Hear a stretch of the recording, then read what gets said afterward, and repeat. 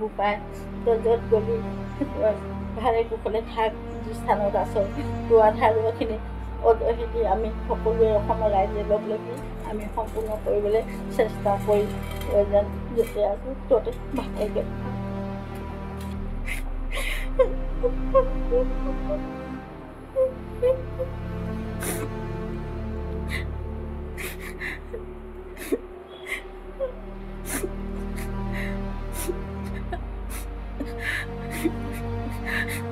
মোৰ তাত থাকিব পৰা নাই, ক'তো গ'লো মই থাকিব নোৱাৰোঁ। মোৰ ঘৰত আহি মই মনে মনে কান্দি কান্দি আছোঁ, কান্দিলে মোৰ ভাল লাগিব এনেকুৱা লাগে। আকৌ মই ফোনটো মাৰোঁ ছোৱালীজনীলে, অজয় কি হৈছে তই চাই থাকিবি দেই, কিবা হ'লে মোক জনাবি দেই। ঘৰত মানুহ হ'লে নহ'লে মই গুৱাহাটী পালোগৈ ইমান দেৰি। তই যে মোৰ ঘৰত টেঙা জোল খাবলৈ আৰু ঘূৰি নাহওঁ, এইটো মই আজি অনুভৱ কৰিছোঁ। কাৰণ আজি মোৰ ল'ৰা যে গুৱাহাটী গৈ অজয় শোষণ হৈছে একমাত্ৰ তোৰ কাৰণেই হৈছিল। ভালে বেয়াই দুয়োটাই কেতিয়াবা কাজিয়াও লাগিলেও মই মনত দুখ নকৰোঁ, বেয়াকৈ ক'লেও মই কওঁ যিবিলাক একো বেয়াকৈ নকবি। আজি অজয় ফুকন যে যাৰ প্ৰতিষ্ঠিত সংগীত পৰিচালক হৈছে একমাত্ৰ জুবিনৰ কাৰণেই হৈছে। এতিয়া আৰু অজয় গান বনাব, গান কোনে গাব? অজয় গান জুবিনে গাব, হিট হয়। কালি বহি সৰুদিনা এটা গান 700 মিলিয়ন হৈছে, এতিয়ানো সেই গান কোনে গাব? অজয় বনালে। আমি সেইবিলাক কথা চিন্তা কৰি কৰি মনত বহুত দুখ পাইছোঁ। তই যে আৰু ঘূৰি নাহওঁ, তই যে জান দেশলৈ গুচি গ'লি, তই যে আমাৰ হিয়া মুঠু আছিলি সকলো মানুহ, আমি সেইখিনি অনুভৱ কৰিছোঁ।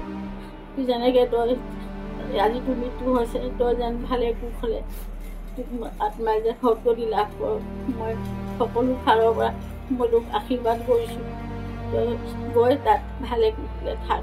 গ'লি তই আজি 3-4 ধৰি আমাক খোৱা বোৱাই নাই, মাত্ৰ অকল জুবিনৰ কথাই চলি আছে আমাৰ ঘৰত। মই মাত্ৰ ফোনটো চাই অজয় মই কৈ থাকোঁ কি হৈছে কি নাই।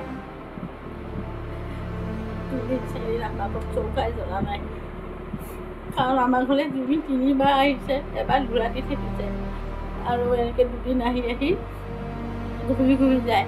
ক'ব মা খুতৰা আকৌ জুই টেঙা দি বনাবি, আকৌ মোক ক'ব শাকখিনি মোক চেপি দে, মই পানী শাকৰ জোলখিনিহে খাম, মই শাকখিনি নাখাম। এবাৰ আহিলে পইচা টোপোলা এটা লৈ 3 লাখ টকা মোক কৈছে বুলি, তই আজি পইচাই ঘৰত তই আজি পইচাই ৰখি থাকিবি, তই ক'তো নাযাবি।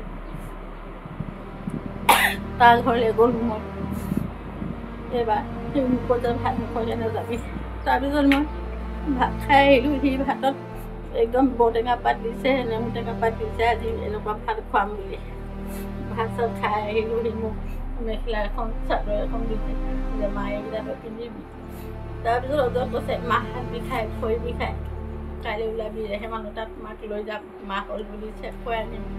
সেইকাৰণে মোৰ বহুত দুখ লাগিছে, বহুত কান্দি আছোঁ। মানুহে দেখে বুলি লুকাই লুকাই কান্দিছোঁ, মানুহে কিয়নো জুবিন মৰিছে তোৰ দুখ লাগিছে, য'তে ত'তে লুকাই লুকাই কান্দি আছোঁ। মই চাবুৱাত গোটেই ৰাস্তা কথাটো সেইদিনাখন শুনাৰ লগে লগে বিশ্বাস কৰিবলৈ টান হৈছিলে।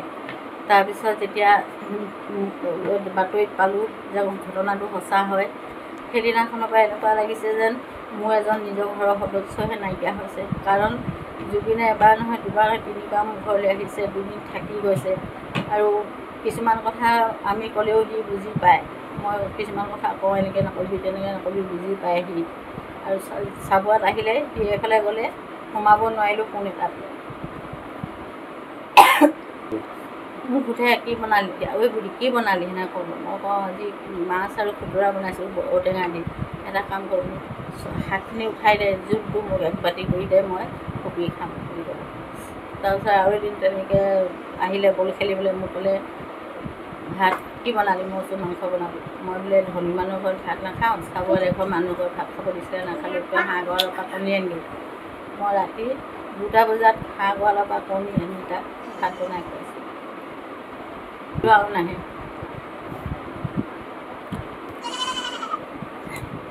তোৰ মুখখন চাবলৈ বহুত আশা আছিল বোপাই, মই ইমান দূৰৰ পৰা এদিনৰ ৰাস্তা মই কেনেকৈ যাম। তই যেন আকৌ তই য'তে থাক সুখে শান্তিৰে থাকিবি, তোৰ আত্মাই চিৰ শান্তি মই কামনা কৰিছোঁ। তই যেন আকৌ পুনৰ জুবিন হৈ জন্ম লৈ এইখন দেশলৈ ঘূৰি আহ।